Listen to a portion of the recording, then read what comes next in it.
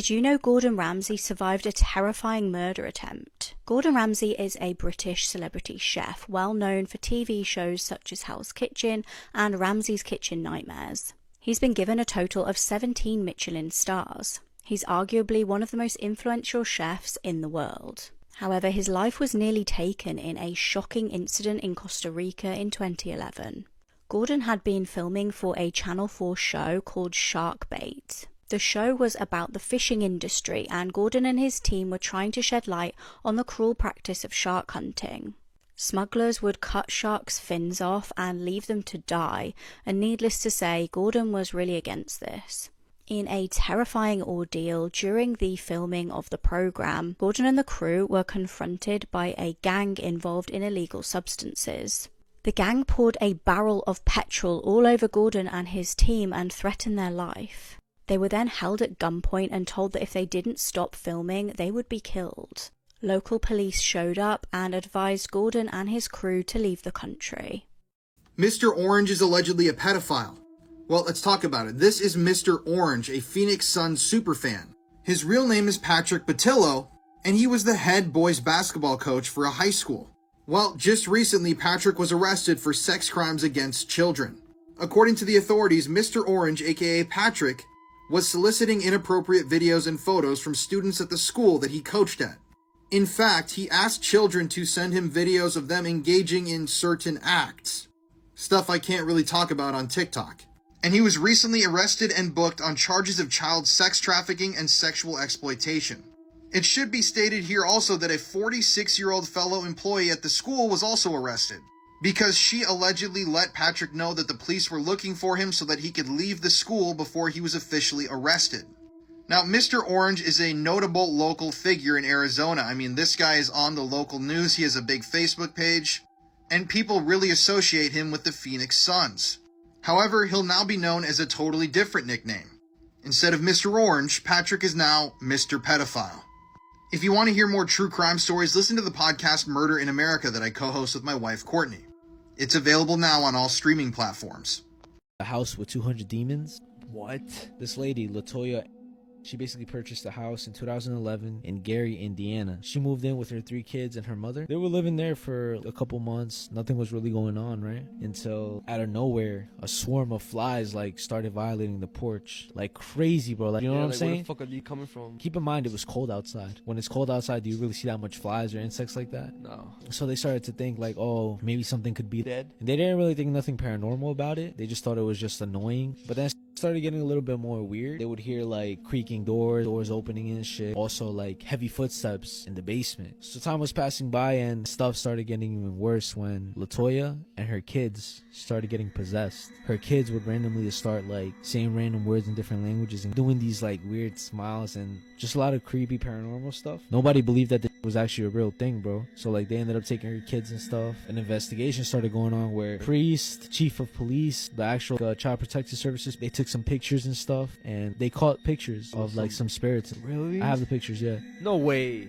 That's real, bro. What the They had to determine what demon exactly was possessing the house, so they had more power over it. She believes that one of the demons that was possessing the house was named Beelzebub, the Lord of the Flies. The funny thing is that motherfucker, Zach Bagans, he actually purchased the house.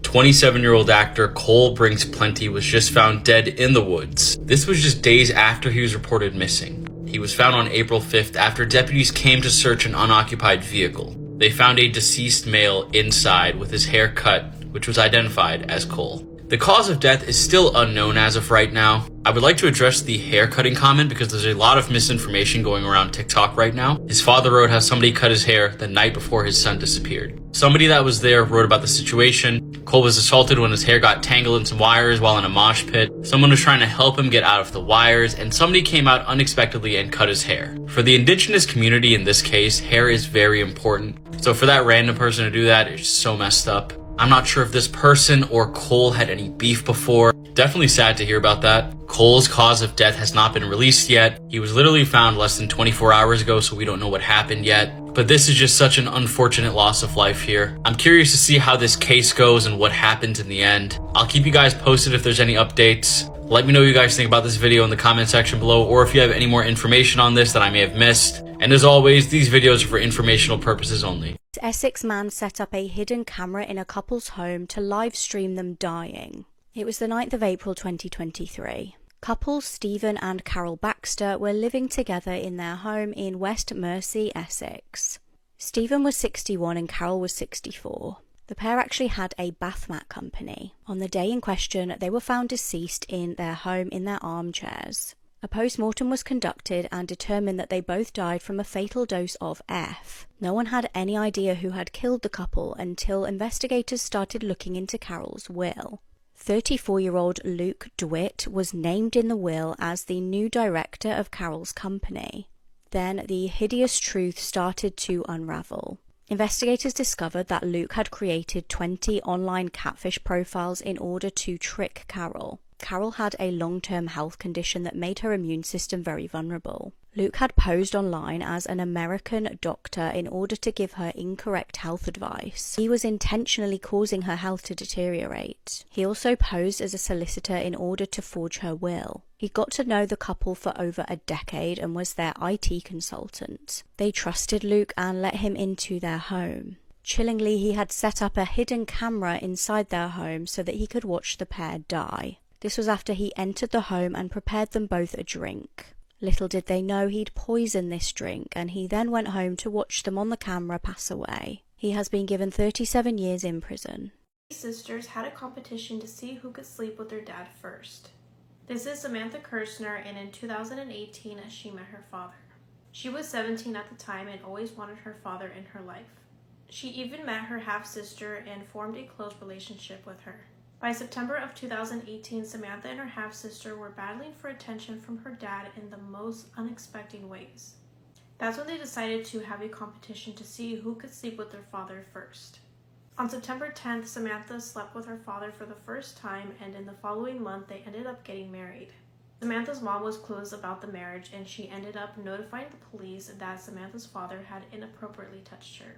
Samantha ended up admitting to police that her and her father had a sexual relationship, but they did not believe that they were actually related to each other. Police then asked Samantha on why she would even do this, with the possibility of this actually being her father, and she stated it was because she had a jealous competition with her half-sister. DNA tests later confirmed that that was actually her biological father. Police then arrested Samantha and her father, Travis Fieldgrove. In 2019, Travis was sentenced to 2 years in prison after pleading no contest in incest charges. Travis stated his actions embarrassed him and he deeply regrets sleeping with his daughter. His lawyer stated that he had a brain injury and was not a high-functioning person. In June of 2019, Samantha got a 9 months probation and served a 22-day sentence. Name is Dennis Nielsen. He's one of London's most notorious serial killers. Killed 16 men from 1978 to 1983. Even though I'm not trying to compare him, a lot of people say he has similarities to Jeffrey Dahmer. So as a kid, he had a constant need for someone to be there for him, to love him and stuff like that. Foreshadows to the serial killer and monster he would become. Once the 70s came, he moves into London. There is when everything starts happening. His first ever victim, Stephen Holmes. He was only 14 years old. Damn. And he met him at a pub. He ended up inviting him back to his house to drink some more. They literally drank until they fell asleep. The next morning he wakes up and then he realizes that, oh, he's still sleeping. He ends up strangling him to death and drowning him in the bathtub that he had. And what he would do after he killed him, bathe the body. He would do stuff to the body because now with these his, he could do whatever the fuck he wanted to the body. Also, what he would do is every single victim, position the bodies in different places in his house and talk to them as if they're alive. He would do that until the bodies would blow up and start to rot. Once that happened, he would put them under his floorboard. Once the smell of the rotting flesh would get too much, he would literally just cut up the bodies, burn them in his garden in the backyard, and then his landlord kicks him out because he's gonna do some renovations to the house. He ends up moving to 23 Cranley Gardens. It was divided into apartments, which meant it was harder for him to actually kill and get rid of his victims. But what he would do, once he did find a way, he would kill them, cut them up, and the smaller pieces he would just flush down the toilet. The other pieces, like the head, the legs, the torso, the arms, he would just boil them until the flesh came off, and then he would just... Masked intruder broke into the home of an 85-year-old woman, tied her up and threatened to kill her, so she decided to kill him instead. It was the 13th of March 2024. Christine Genian was asleep in bed. She was at her home in Idaho at 2 a.m. when the horrific incident occurred. Now, she shares her home with her disabled son, David. The elderly woman was horrified to wake to find a man dressed in a military jacket and a ski mask pointing a gun at her face. Now, it's believed that he actually struck her in the head, as blood was found later on her pillow.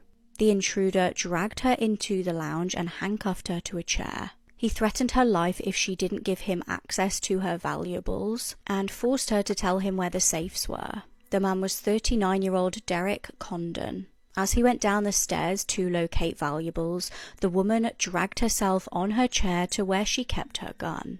When he came back, she shot him. Now, he actually shot her back and she was wounded by this, but he ended up stumbling into the kitchen and dying from his injuries. The woman survived her gunshots and eventually managed to call police. Officers were able to confirm that the killing was in fact self-defense and found that physical evidence backed up her story. There was a smashed window where the intruder had broken in, and his car was outside with a screwdriver in it. It was deemed legally self-defense and justifiable homicide. Her case has been called one of the most heroic acts of self-preservation. She defended not only herself but also her disabled son. She showed amazing resilience in such a terrifying ordeal. Did you guys know blue people actually exist? This family is famous in Kentucky for methemoglobinemia. It's a condition that turns the skin blue. And the only way it gets like this is through extreme inbreeding. The Fugate family, which is the blue family, just married each other. The main person married his aunt, and then his brother married his cousin, and then all the children married their cousins. This disease is sometimes life-threatening because the blood cells can't carry as much oxygen. The capacity is greatly reduced. And I mean, to get this disease, you have to do extreme inbreeding, so I'm sure that is the least of your issues. I'm sure there's a lot of other things that you would have if you had this disease. Also, since methemoglobin is already oxidized, it can't bind to oxygen. Your blood turns this like chocolatey color, and obviously, you start to turn blue because of the lack of oxygen. Your SpO2 rate will be like 85%. Also, your organs, your heart, your brain, stuff like that, those can all be affected because they need oxygen. Definitely an interesting story. Blue people are real, as we can see. Let me know what you guys think about this in the comment section below, and as always, these videos are for informational purposes only. Several families are in mourning today after a horrific incident took place yesterday afternoon at Westfield Shopping Mall in Sydney, Australia. 40-year-old Joel Kauke walked into the busy shopping centre and attacked members of the public with a knife. He allegedly targeted women, including new mum Ashley, whose 9-month-old daughter was also stabbed. She threw her baby into the safety of the arms of two men who compressed the baby's bleeding, undoubtedly saving her life. Tragically, though, Ashley could not survive her injuries and she passed away. There was only one male victim, Faraz Tahir. He was a security guard on his first day working at the shopping mall. It's thought that he maybe confronted Joel, and that's why he targeted him. In total, 18 people were stabbed, with 6 of them sadly passing away. Joel, according to his family, grew up in a loving home, but he was diagnosed with schizophrenia at the age of 18. Although with the help of medication and the support of his loving family, he managed to obtain a university degree and went on to work as an English tutor. But he'd begun tapering off his medication recently, and he'd become homeless in Sydney and more troubled. Joel would have undoubtedly gone on to attack more people if it wasn't for this amazing woman. She is a police officer named Amy Scott, and she is being hailed an absolute hero for what she did yesterday.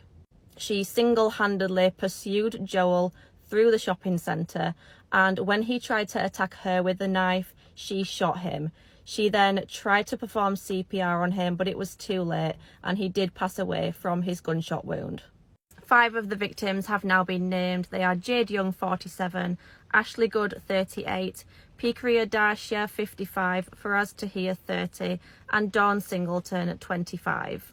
A 6th victim hasn't been named. They were from abroad and don't have family in Australia, although police are trying to get hold of their family members. The Sydney Opera House has been lit up today to honour the 6 victims, and flags have been flown at half-mast. Up here in the mountains north of Las...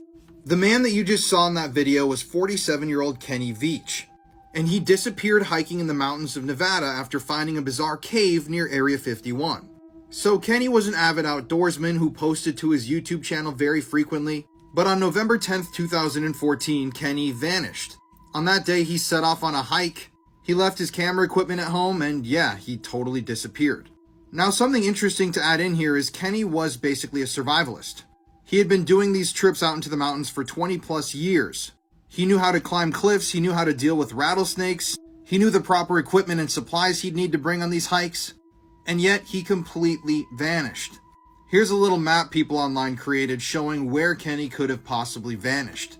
But it's the words that he spoke in a 2014 YouTube video titled "Son of an Area 51 Technician" that are bizarre. I'm going to read you this quote from his video that he posted. "That ain't nothing. I'm a long-distance hiker. One time during one of my hikes out by Nellis Air Force Base, I found a hidden cave. The entrance to the cave was shaped like a perfect capital M. I always enter every cave I find, but as I began to enter this particular cave, my whole body began to vibrate. The closer I got to the cave entrance, the worse the vibrating became. Suddenly I became very scared and hightailed it out of there. That was one of the strangest things that ever happened to me." To this day, nobody knows exactly what happened to Kenny Veach. His body has never been recovered, and he's never made another appearance in society. For example, family members and someone who claimed to be Kenny's ex-girlfriend claimed that at the time that he went missing, he was really depressed. He had started to try sell inventions that never took off, and he had allegedly told someone close to him that if he ever took his own life, no one would ever find him. But still, nobody's ever found Kenny. So what do you guys think? I'm going to play a little clip from one of his other videos at the end of this TikTok, but let me know your comments below. And if you want to hear more true crime stories, listen to the podcast Murder in America that I co-host with my wife, Courtney. It's available on all streaming platforms. Lots of little caves. But they're not the kind of cave I'm looking for. The kind of cave I'm looking for is deep, and it's dark, and it's shaped like it's shaped just like the letter M. Back right. There's scratches right here. We got 1, 2, 3. There are demons. That happened in a doctor's examination room. That felt so like someone threw scalding hot water in her eye. And up against the wall, there are 3 upside down crosses carved into the wood. But I want to warn everyone, what is walking around this house is not a local. It's something dark. What? When you come and play? This place doesn't feel good to me. He started seeing this in his dream. Serial dream. In this room, we've documented at least 23 people died. The house can be extremely aggressive and negative. The device said, "I'm evil." Oh, whoa, what the? Dude. Oh, the door's open. We just got that on static. What the was that? Is that something in here? Oh, okay, I gotta quit here. I've seen people get affected before. I don't think I've ever seen my dad like this. It's very bizarre, because I feel strange too. This is also called Big Black's room. Lots of people, lots of guests over the last years see a big tall shadow figure in here. It's over 6 foot tall. Dozens, if not hundreds of people claim to have seen it. This woman fatally stabbed her boyfriend over 100 times during what her lawyer said was a cannabis-induced psychosis. Yet she walked free and only got community service. This is Bryn Spacher. She met 26-year-old Chad O'Melia at a dog park in California in early May of 2018, and the two began dating. But only a few weeks later, she would go on to brutally kill him. It was around midnight on May 27th when she went over to his apartment in Thousand Oaks, California, and the two began smoking weed out of a bong. According to Bryn, she didn't want to take the last hit, but she said that Chad pressured her into doing it. Sometime after, according to her, she had an adverse reaction to the weed and proceeded to stab him 108 times with multiple different knives. When authorities arrived, they found Chad lying in a pool of blood. Bryn was screaming hysterically and holding a long serrated bread knife, and before police could get to her, she plunged the knife into her own neck. Authorities had to tase her and hit her multiple times with their batons to subdue her. Chad was pronounced dead at the scene, but paramedics were able to save Bryn's life. She was initially arrested after the incident, but was released on bail. jail, where she would go on to live her life free in the public until the trial began in December of last year. Bryn was facing only 4 years in prison, but during the trial, her attorney claimed that the murder was a direct result of a cannabis-induced psychotic disorder. They also said that she was involuntarily intoxicated because Bryn claimed that Chad intimidated her into taking the last bong hit. And under California criminal law, people are responsible for their actions when impaired by alcohol or drugs, unless their intoxication was involuntary. Because of this, the jury took less than 4 hours to convict her of involuntary manslaughter. Judge David Worley of the Ventura County Superior Court sentenced her to 2 years probation with no prison time at all for the murder. Bryn also has to complete 100 hours of community service focused on raising awareness about the effects of marijuana-induced psychosis. Judge Worley said that his decision was based on the lack of culpability. He said that from that point forward, after smoking marijuana, Bryn had no control over her own actions. Bryn's lawyer was obviously very happy with this ruling, as he said, quote, "Judge Worley did the right and courageous thing," end quote. On the other hand, Chad's family is completely heartbroken over this decision. He was only 26. He was a hardworking accountant. He was kind, motivated, and everyone's friend, and he had his whole life ahead of him. His family says that this ruling sets a dangerous precedent, and that Judge Worley basically just gave everyone in the state of California who smokes weed a license to kill. This case is honestly insane, but I'm curious to know what you guys think about it. This beautiful 5-year-old girl has died this week after being confined to a closet day in, day out since Thanksgiving last year. Kinsley was rushed to hospital on Monday this week after being found unresponsive and making gurgling noises. Sadly, she couldn't be saved and she died the next day. Her autopsy showed that she was severely malnourished, weighing just 21 pounds, which is less than what she weighed at 2 years old. She was covered in bites and sores, and her hair and face were infested with lice. Kinsley was also covered in her own fecal matter. She had it on her face and on the soles of her feet. Police also found handprints in fecal matter on the inside of the closet. She was living in her own filth, day in, day out, and I cannot imagine what she was going through. Investigators found a closet in the family's trailer where they were living. This closet is where Kinsley had been living 24 hours a day since Thanksgiving last year. She spent all her time in there. According to her mother's boyfriend, she'd been let out briefly a total of around 10 times. Her mother fed her once a day. She was forced to live in that closet. She went to the toilet in that closet, she ate in there, and she slept in there. According to her mother, Toni McClure, she wanted Kinsley out of her life. She's admitted to keeping her locked in that closet and only feeding her 1 meal a day, despite there being other children in this trailer who were treated perfectly fine. They had beds to sleep in. They were fed regularly. For some reason, Kinsley is the only one that was treated this way. Not surprisingly, CPS has been involved with this family before. A police officer did visit their home in 2018. Kinsley was only 3 weeks old and she was failing to thrive. This police officer said that it was the worst conditions he's ever seen a family living in. Toni has had her children taken from her care twice before, but they've been returned to her both times. And now Kinsley has paid the ultimate price for her mother's neglect.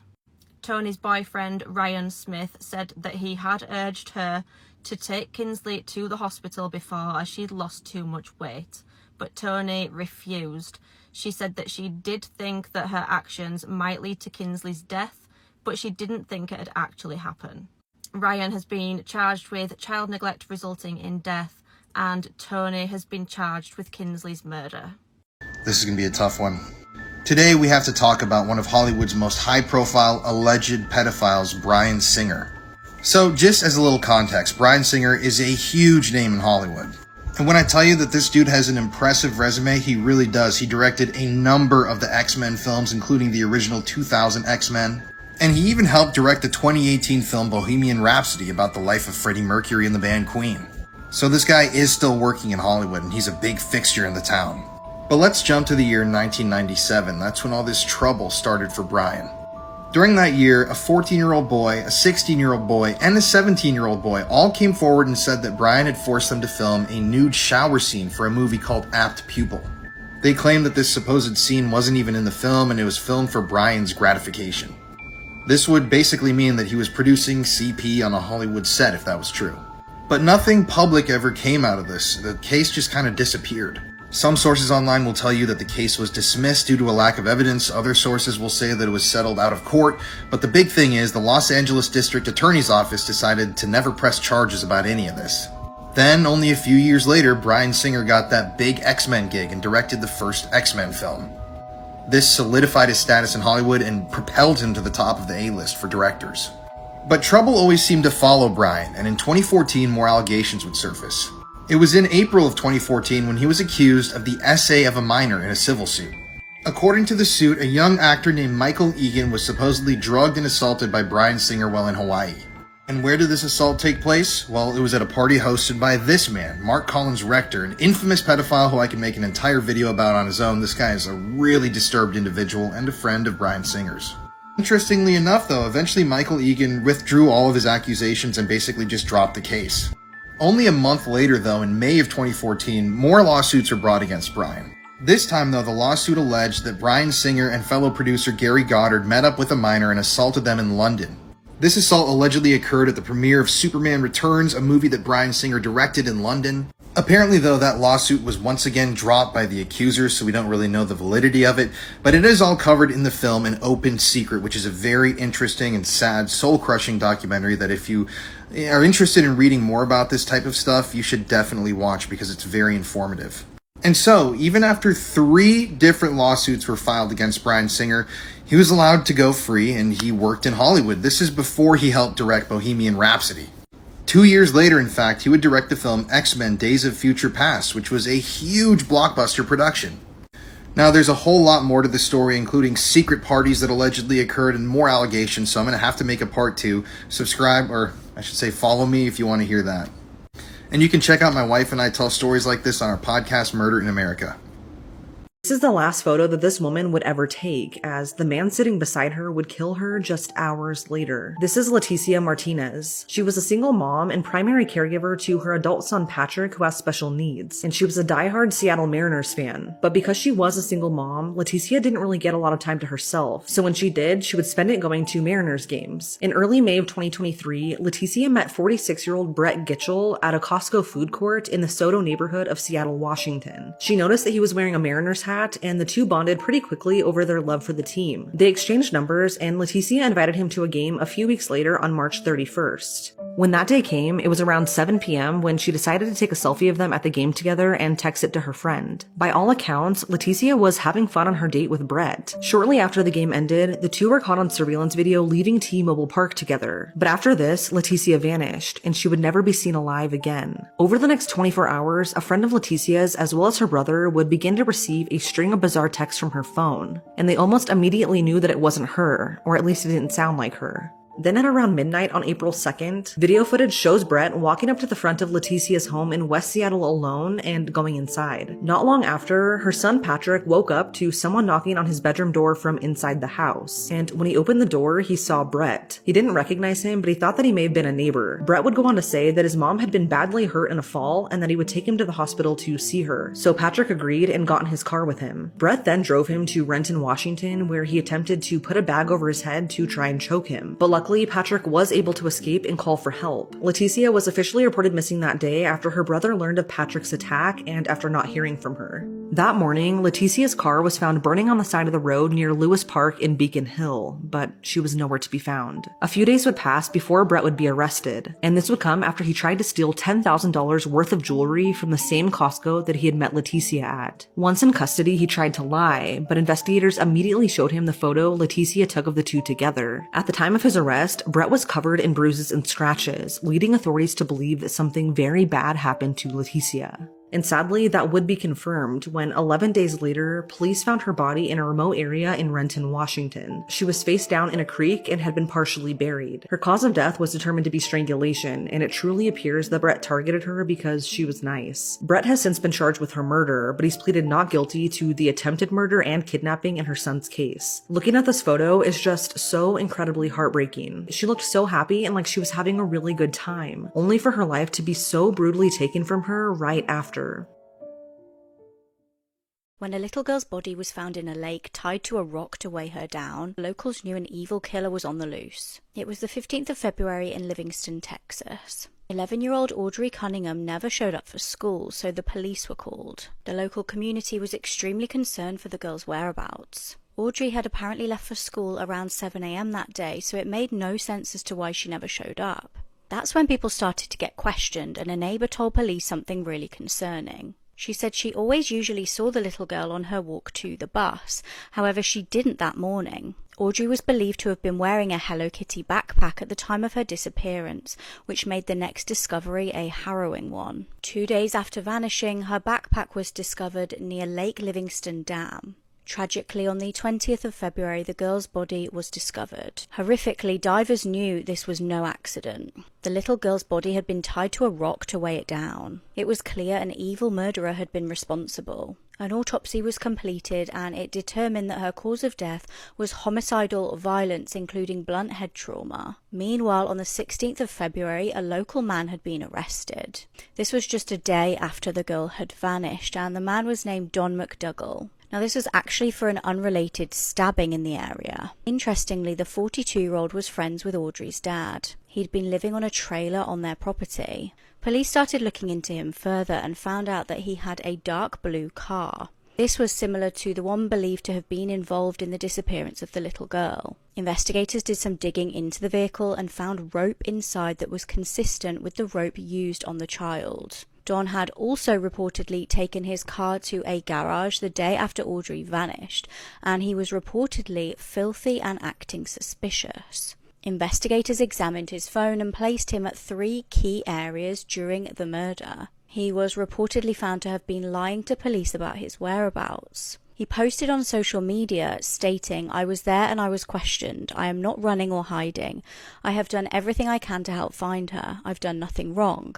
I am the one that went and knocked on the houses by the bus stop to get video footage." Don has a criminal record, including convictions for enticing a child. He previously assaulted a 10-year-old girl after a family party in 2007. He reportedly got into bed with her, tried to R her, but she managed to jump and run away. He only spent 2 years in prison for this. Audrey's family are understandably devastated. It's reported that a legal loophole meant that he didn't actually have to register on the S offenders list. The family stated if they had known about this, they would never have let him live on their property.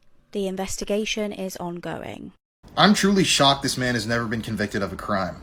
This is Bryan Singer, a famous A-list Hollywood film director who's directed movies like X-Men and a bunch of other stuff. If you haven't watched part 1 of this series where we talk about this guy, you should definitely go do that now, but let's pick up where we left off. So it's now the year 2017, a few years ago. Bryan Singer has been accused 3 different times in 3 different lawsuits of acting inappropriately with minors, assaulting them, videoing them, etc. I mean, all you have to do is Google Bryan Singer and all these kind of disturbing pictures pop up. And I mean, just look at his eyes. That's a dead stare if I've ever seen one. It was in 2017 when this man, Cesar Sanchez Guzman, came forward and accused Bryan Singer of assaulting him. This is the 4th lawsuit that was brought against Bryan. He claimed that in 2003, Bryan Singer had assaulted him and drugged him. After this lawsuit was announced, the University of Southern California removed Bryan Singer's name from its campus, and this is where things really hit a turning point. Or do they? Well, a couple years later, Bryan Singer approved a $150,000 settlement with Guzman. Although he never admitted any guilt, he said that this was simply a financial and business decision. He wanted to put this behind him and just finish the issue out. But I do think it's kind of fishy that you would settle a case like this and not fight it if you were purely innocent. So in 2019, the same year that the case with Guzman was settled by Bryan, this article came out in The Atlantic, which just blew the roof off of this case. This was a thorough investigative report that attempted to corroborate the claims made by all the accusers in the past, and even brought forward 4 new accusers with accusations that Bryan had, been acting inappropriately with them when they were minors. The article also claimed that this lawsuit filed by Guzman was stalled and didn't go anywhere because Bryan Singer's legal team had reported Guzman to the Internal Revenue Service, the IRS, and to immigration authorities. Singer's team denied this, but obviously it is something to consider here. After that last investigative article was posted, Bryan's name was basically wiped from Hollywood. A number of projects he was attached to were never released. After that last article came out, Bryan Singer's name was wiped from Hollywood, at least from the surface, I should say. and a number of projects that he was working on got dropped. And since then, a number of articles have come out claiming that he was manipulative, abusive, he was an alcoholic, and this was all towards partners that were above the age of 18. So there's no real telling what the truth is in this story. But I will say that it's been alleged that Bryan Singer hosted these wild parties with underage boys with fellow film director Roland Emmerich. This was back in the 90s. The details of these parties are shocking and disturbing. You can watch that documentary in Open Secret once again if you don't know what I'm talking about. But a lot of it is too vile for TikTok. But at the end of the day, I just think I'm shocked that after all of those lawsuits, all of the allegations, Bryan Singer has never faced any sort of repercussion for his actions beyond being essentially blacklisted from Hollywood from the surface. For more content like this, be sure to give me a follow here on TikTok. This is Fannie Mills, and she suffered from Milroy's disease. Milroy's disease is an inherited disease of the lymphatic system. Because the lymphatic system is defective in this disease, this leads to swelling because of improper drainage. In Fannie Mills' case, this caused her legs and feet to swell up. She wore a men's size 29, and her feet were 17 inches long. She was also known as the Ohio Bigfoot Girl. Her and her family are from England, but they immigrated over to America and Ohio. And of course, this happened back in the 1800s, so an old wives' tale had to be part of the story. Apparently, they blamed the father for making the mother wash the swelled up leg of a horse while she was pregnant. She said that's why Fannie turned out like this. A lot of people from the media would come to her home and offer to take pictures and stuff like that of her legs for money. Her father always declined because he didn't want his daughter to become some sort of circus act, but after his death, she decided to put herself up there. And she made a pretty decent amount of money from just, having these pictures taken of her and, walking around the town. And apparently she kind of wobbled because of her swelling. I'm sure it was super painful to have this. Let me know what you guys think about Fannie Mills' story and her disease in the comment section below. And as always, these videos are for informational purposes only.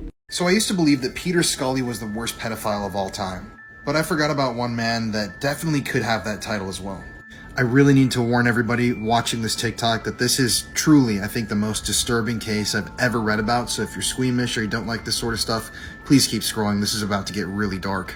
This is Ian Watkins, born July 30th, 1977, and the former lead singer of the band Lost Prophets. So if you don't know, Lost Prophets was a huge rock band from Wales in the United Kingdom. They were pretty famous, and a lot of people knew their name back in the day. They played huge sellout shows. The 2004 album Start Something by Lost Prophets ended up being a huge commercial success. Ian Watkins, the focus of our story today, was the lead singer for the band. But although the band was huge and world famous, there was a very, very dark cloud on the horizon. All this starts in the year 2008 when some allegations were brought forth. Apparently, crew members, band members, a lot of different people had seen Ian Watkins, the singer of the band, backstage with a number of fans that appeared to be very underage. At around the same time that people were seeing Ian backstage with kids, he was also going through a heavy drug addiction. And this drug abuse was often a cover that he used to isolate himself from the other band members. For example, on most of the shows they played, he would request his own dressing room away from the rest of the band. And it was in his own private dressing room where a lot of this child essay apparently took place. So from the years 2008 to 2011, 6 different people filed reports about Ian Watkins having inappropriate relationships with children. An ex-girlfriend of his even claimed that he showed her CP on his phone and she was deeply disturbed. But the police did nothing. In the year 2010, a woman came forward to the authorities and claimed that Ian had abused her young child. But once again, the authorities did not investigate the matter any further. And in the year 2009, Ian's ex-girlfriend was actually told by Ian himself that he was abusing a 2-year-old child while recording an album in Los Angeles. Obviously, she was deeply disturbed by this. She went to the child's parents, told them about what was happening, went to the authorities. The child's parents even went to authorities too. But they didn't do anything. They didn't investigate any of these claims. Nothing ever happened. And during this period of his life when the band Lost Prophets was huge, Ian was regularly participating in charity events where children were involved. He was making hospital trips to go visit sick kids. And that alone is deeply concerning because it was during that same time period when people were reporting him to the authorities for abusing children. But that leads us to the year 2012. During that year, Ian Watkins was arrested 3 different times for possessing drugs and drug paraphernalia. Apparently, some of his friends had ratted on him and went to authorities claiming that he was smuggling drugs from America to England. But it was eventually when the authorities searched his home when this case was blown wide open and when everything just takes such an extremely dark turn. I'm about to post a part 2 here, but you can't unhear some of the things we're going to discuss, so watch the next part with extreme caution. This 77-year-old man went to war with a Mexican cartel.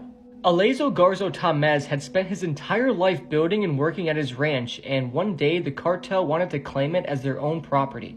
In the AM hours of November 13th, 2010, 77-year-old Don Alejo was startled by a convoy of trucks approaching his property. This wasn't someone trying to do honest business. It was the Los Zetas cartel. The truck stopped and out came heavily armed cartel members. One of the members approached Alejo and demanded that he handed over the ranch and informed him it would now be property of Los Zetos. They then gave him an ultimatum: leave within 24 hours, and if you're still here when we return, we will kill you. Don Alejo then took a moment and replied, "I'll be waiting. I'll see you in the morning." When they left, they definitely thought Alejo was bluffing. What would a 77-year-old man do to around 20 combat-aged men? Don Alejo couldn't go to the police either, as many of them were compromised by the cartels. So he chose to protect what he built his entire life. When his workers arrived to work that day, he told them to go home early and enjoy the long weekend with their families, not giving away that anything was wrong. Once all of his workers left, Don Alejo prepared for war, and he would be just a one-man army. He went to his basement where he kept all of his rifles, and he then strategically placed them all in the doorways and windows of his house, with plenty of ammunition prepared. He also boarded up all the doors and windows. He then called his wife, knowing more than likely this is the last time he will ever speak to her. Nighttime then came, and he was waiting for the attack, but as the hours ticked by, nothing happened. However, around 4 a.m., Alejo heard the hum and roar of multiple truck engines outside his property. The Zetas had arrived and circled the ranch in formation. They were honking their horns, flashing their lights, and firing gunshots up in the air. At first, nothing happened, and the cartel assumed the old man just left his farm. However, the sound of a gunshot filled the night sky, and it wasn't from one of them. This then set the cartel into panic mode, and a battle then ensued. Alejo boarded up the windows, leaving gaps he can shoot through, and he went window to window taking shots at the Zetas. And due to the darkness, the Zetas couldn't figure out what window Alejo was shooting from, and they then blindly sprayed their guns at the property. During the gunfight, Alejo's marksmanship would come in handy. He dropped cartel member after cartel member. He had killed 4 of them, resulting in the cartel convoy retreating into the darkness. Alejo maintained his position, waiting for them to return. The cartel was flustered and knew they couldn't go back to their boss empty-handed, defeated by a 77-year-old man. So they drew up a plan. In their trucks, they had grenade launchers. The cartel once again approached the property, though they were worried to engage in another gunfight. Alejo then let out 2 more shots and he hit 2 more cartel members, before one member used the grenade launcher to bomb Alejo's house to smithereens. At this point, the battle had been going on for several minutes, which alerted the military, who were now closing in on the area. Instead of entering the house after bombing it, the cartel fled the scene instead, leaving 6 men behind. 4 were shot dead and 2 were unconscious due to being shot by Alejo. The military then arrived at the scene and they found the bodies of the Zeta members. The soldiers then entered the house, which was now filled with bullet holes and debris. They then found Don Alejo's body in the doorway to the bathroom with various wounds to the body and head.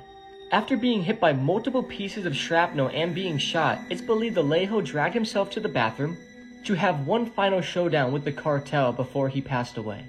This 77-year-old man went toe-to-toe with at least 20 heavily armed cartel members, with only using old hunting rifles.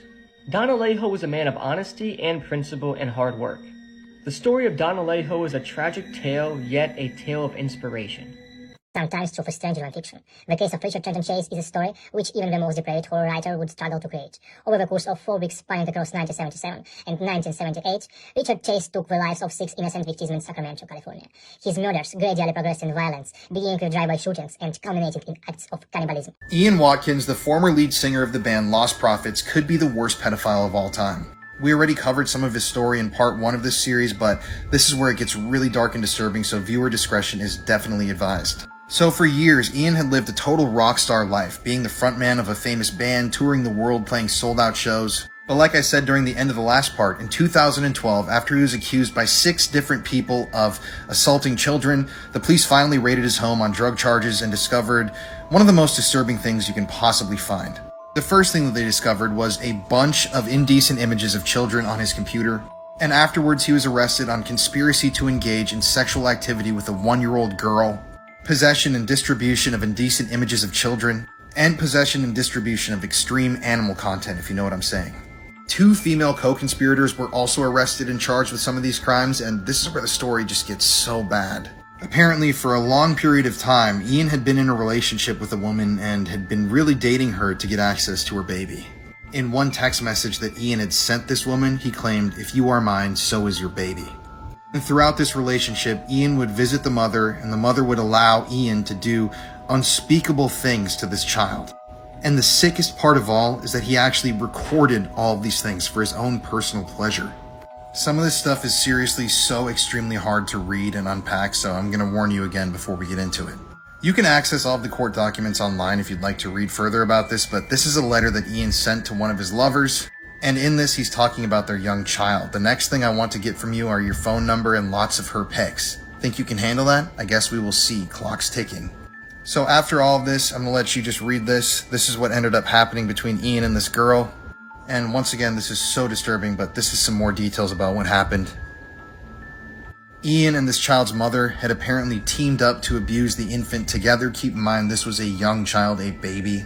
And once again, Ian had videotaped all of this. This is all taking place on camera, over Skype calls, in person, in hotel rooms. This is just like, the most icky, disgusting case I've ever read about. One police officer actually investigating the case claimed that Ian was the most dangerous predator he had ever seen. In all these documents, there is just so much to read and so much that happened that, I can't even read out loud the contents of these articles, but they're online if you want to find them. Thankfully, Ian was sentenced to prison time, but it would only end up being 29 years, which in my opinion is not even close to as much as it should have been. I mean, this deserves life in prison at minimum. The 2 mothers of the children that they allowed Ian to abuse were also sentenced to prison time, 14 and 17 years respectively. But still, this is one of the most shocking cases of all time. I should also add in here this disturbing tweet from Jeffree Star considering the circumstances, and this sick tattoo someone got of Ian's mugshot. This schoolboy stabbed his teacher to death in front of a classroom full of students. 61-year-old Anne Maguire was a Spanish teacher teaching in Leeds. She'd actually worked at the school for 40 years and she was only 5 months off retirement. However, in April 2014, something absolutely horrific happened. One of her students was 15-year-old Will Cornick. He'd always been described as a smart student who never really caused any trouble. Classmates regarded him as a polite student, but after he got diagnosed with diabetes, his personality seemed to change. In 2013, he tried to join the army, but because of his diagnosis, he was rejected. Being in the army had been his dream, so this was really upsetting for him. After failing to complete his Spanish homework, he was given detention by Anne. He also expressed a wish to her that he wanted to drop Spanish, but she wouldn't let him, which only angered him more. He began to develop a deep-rooted grudge against Anne. Shockingly, he reportedly messaged his friends on Facebook asking if one of them would kill her for him for £10. During one school day, halfway through his Spanish class, Will decided to get up and attack Anne with a knife. The classmates watched on in horror as he chased her out of the classroom. When there, another teacher heard her screams and tried to shield Anne from any more blows from him. Will then allegedly returned to his class and told his classmates how it was a shame that he hadn't killed her. However, Anne did actually pass away from her injuries. Will later admitted that he did plan also to kill 2 other teachers. One of them was actually pregnant at the time. He's been sentenced to life in prison with a minimum of 20 years. The story of this American female serial killer will make your hair stand up. As if her crimes are not horrific enough, she earned the nickname the Giggling Granny. How creepy is that? Nanny Doss was raised on a farm by a very controlling father, and one of the few joys that she had in life was sneaking into her mother's room and reading her romance novels, and she would daydream about the day that she'd be swept off her feet and have her happily ever after. And she got married to her first husband at the age of 16, and it was a miserable marriage. The couple had 4 daughters together, 2 of which mysteriously died of food poisoning, at which point the husband took one remaining daughter and fled because he was scared to death of Nanny. The remaining infant baby named Florine was left with Nanny, and Nanny picked up and married somebody new. Now this man was an alcoholic, but despite that, they were married 16 years and raised Florine together. This is where the bloodbath really begins. Nanny was in the room right after her daughter Melvina had given birth to her second grandchild, and while Melvina was still loopy from the labor drugs and she was exhausted, she could have sworn that she saw Nanny stick a hat pin in the baby's head. Melvina kind of passed out and went back to sleep, but when she came to, she started asking her family members, did Nanny have a hat pin and stick the baby in the head? And the family regretted to inform Melvina that the baby had in fact died, and yes, they did see Nanny holding a hat pin. However, the doctors couldn't give a positive explanation for the baby's death. The death of the baby absolutely shattered Melvina and her husband, and they started fighting and drifting apart, and Melvina started dating a soldier named Robert, who Nanny did not approve of. And one night when Melvina was out of the house and Robert was left alone with Nanny, Robert mysteriously died, and Nanny received $500 in life insurance that she had taken out on Robert a couple weeks earlier. Not long after that, Nanny's husband forced himself on her, and she didn't like that, so she put rat poison in his corn whiskey jar, and he died that night. Nanny married her third husband only 3 days after meeting him, and he died shortly after this of heart failure. She picked up some life insurance, bought some land, and built a new house. Her late third husband left behind a mother and a bedridden sister who also died shortly after. At this point, Nanny burned the house down, took that life insurance money, and moved on. Then Nanny landed a fourth husband, and at this point her mom moved in with him. She found out that her husband was cheating, so she poisoned him to death, and for good measure, she poisoned her mom to death too. Then she married her a fifth man named Samuel Doss, who was very disapproving of the romance novels that she loved to read. He went to the hospital one night with flu-like symptoms and was diagnosed with a severe digestive tract infection. He was treated and sent home. And a few days later, he showed up dead. The doctors were very suspicious of this, so they did an autopsy and found enough arsenic in his system to kill 20 men. Nanny was arrested shortly after this and confessed to killing 4 of her husbands, her mother-in-law, her mother, her sister-in-law, and yes, sadly, even the baby with the hat pin. This is the disturbing case of the child who killed a child. In July 2018, 6-year-old Alicia McPhail was abducted from her bed. She'd been staying with her grandparents in the Isle of Bute. She'd gone to sleep watching Peppa Pig, and no one had any idea of the horrors that would unfold that evening. Meanwhile, 16-year-old Aaron Campbell was drinking with friends at his house. Aaron apparently became upset in the night because he had been arguing with his mum. He had had a challenging upbringing involving physical and emotional abuse. Aaron decided that evening he wanted to get some substances to smoke from a couple that he knew. The couple in question were Alicia's dad, Robert, and his girlfriend. They'd been known to sell substances to Aaron previously, but he could not get hold of them. Intending to go and steal them off them, Aaron armed himself with a knife. He headed to Robert's house where he lived with his parents and girlfriend. This was obviously where Alicia was staying that evening. When he arrived at the house, he noticed the 6-year-old sleeping in her bed and took the opportunity to snatch the poor defenseless young child. Disgustingly, he carried her to a secluded location, SA'd her, and then killed her.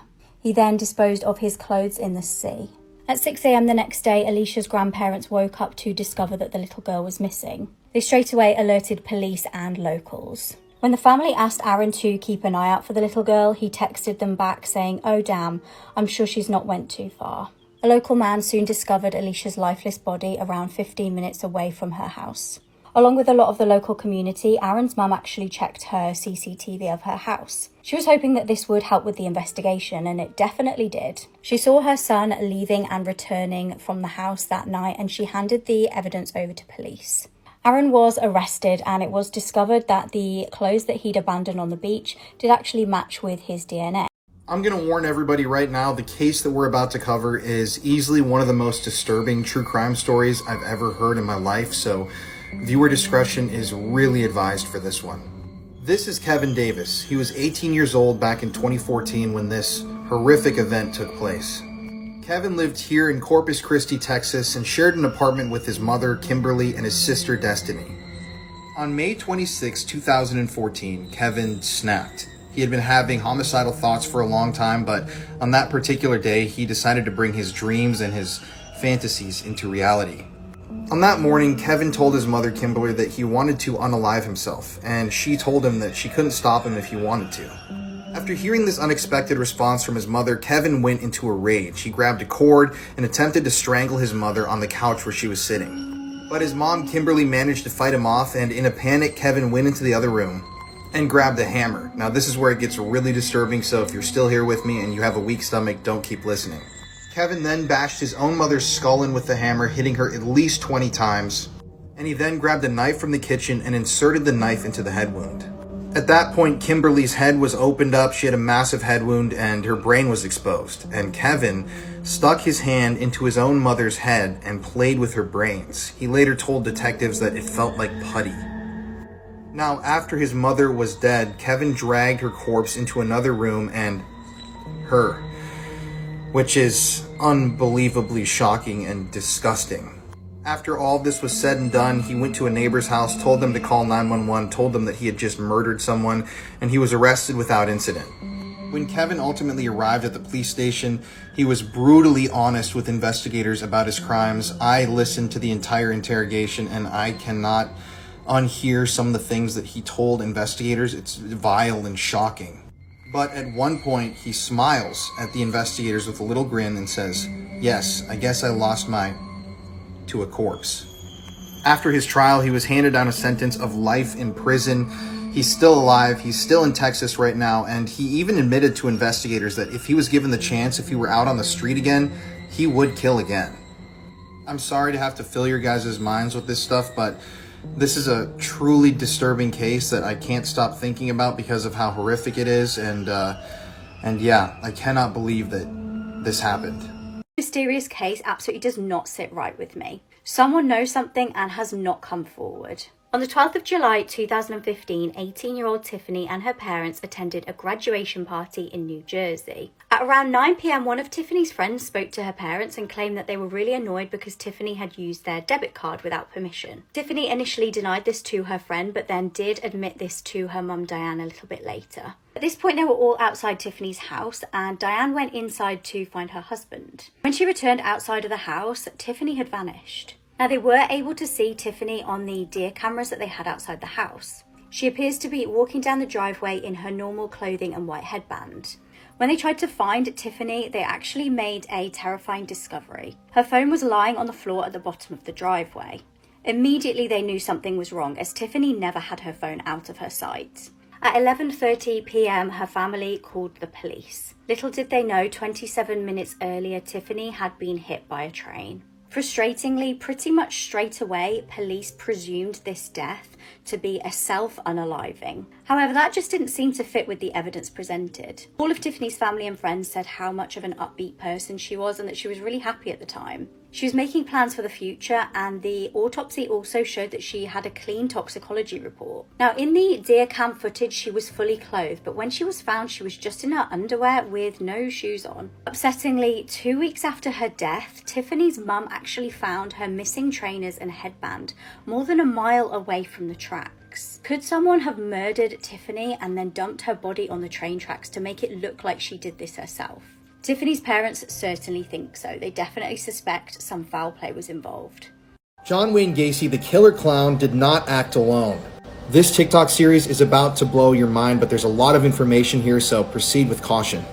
The case of John Wayne Gacy, the serial killer clown, is one of the most infamous true crime stories in American history. A brief overview of the case: in the 1970s, John Wayne Gacy murdered 33 young men. He buried them in the crawl space beneath his home and his yard, and he was connected to a number of different crimes. Gacy himself gained infamy because he dressed up as Pogo the Clown on the weekends and volunteered at hospitals and children's birthday parties. Now, the official story says that John Wayne Gacy acted completely alone. He had no help in carrying out any of these murders, but I really don't believe that that's the case. Through all of our research that we did for our podcast, we've determined that Gacy was connected to a number of other killers, pedophiles across America. And he even may have been connected to one of America's other most infamous serial killers, the Candyman out of Houston, Texas. So before we get into this, I want to state that I do believe that Gacy did murder some people, and I think he was very complicit in all of this, obviously, but I don't think that he acted alone. But why do I think that? So to start off, we need to talk about Jeffrey Rignall, this guy who was actually a survivor of John Wayne Gacy. After a night of abuse and essay at the hands of John Wayne Gacy, Jeffrey Rignall was allowed to go free. But what Jeffrey would go on to tell authorities and the media about what happened that night at Gacy's home is a major thing in this whole conspiracy. Now, Jeffrey would tell the police that while Gacy was essaying him, there was another man in the room. Now, whether or not this other man participated in the essaying or they were there to watch, it doesn't matter. Someone was watching this criminal act occur. He knew he could give a description of the guy, and he knew that someone else was there watching this happen. Then we get to Robert Bob Gilroy, who was a victim of John Wayne Gacy. So Robert Gilroy was abducted on September 15th, 1977. That's the official date that he went missing.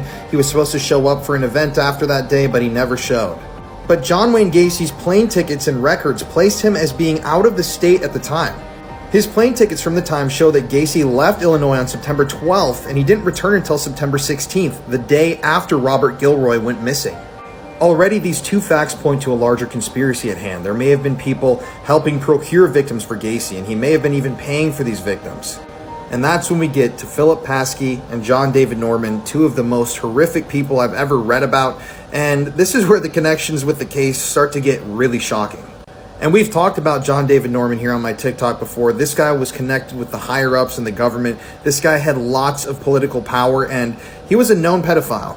Remember, in earlier TikToks, I even told you about how John David Norman was arrested multiple times. He had Rolodexes full of index cards of the people who he was supplying these young men to. And both times, the police departments lost the Rolodexes and lost all the names of the abusers. But how did they connect to Gacy? Well, in part 2, we're going to talk about it. This case made me terrified to go to the cinema. This is the case of the horror in Screen 9. James Holmes was raised in California. His mum was a nurse and his dad was a scientist. From a young age, he was experiencing night terrors and allegedly actually tried to take his own life when he was just 11 years old. He was apparently obsessed with guns and weapons and had dreamed of becoming a mass murderer. Between May and July 2012, he legally bought 4 guns. Background checks were conducted and he was allowed the weapons. He also bought spike strips, which, if you don't know, pop the tyres of cars if they chase after you. On July the 19th, just hours before tragedy would unfold, James mailed his notebook to his psychiatrist. Inside the notebook, James detailed his plans to kill. The notebook was actually discovered later on undelivered. Just prior to entering a cinema in Aurora, James rang a crisis line to tell them about his plans to kill.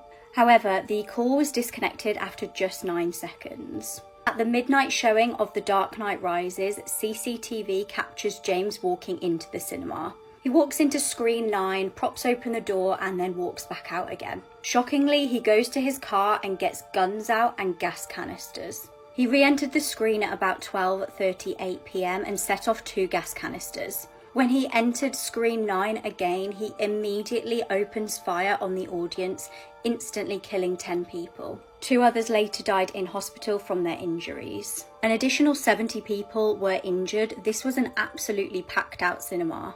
James also shot at people as they scrambled to exit the screen. His youngest victim was a 6-year-old girl. Witnesses said this all unfolded as there was actually a gunfight on the screen, and initially they all thought it was special effects and just part of the film. Police were actually on the scene very quickly after the first 911 call. James surrendered to the police and was arrested in the car park. He was apparently very calm when he was arrested and told police that he had booby-trapped his apartment. When police investigated his apartment, this was found out to be true. He was sentenced to 12 consecutive life sentences.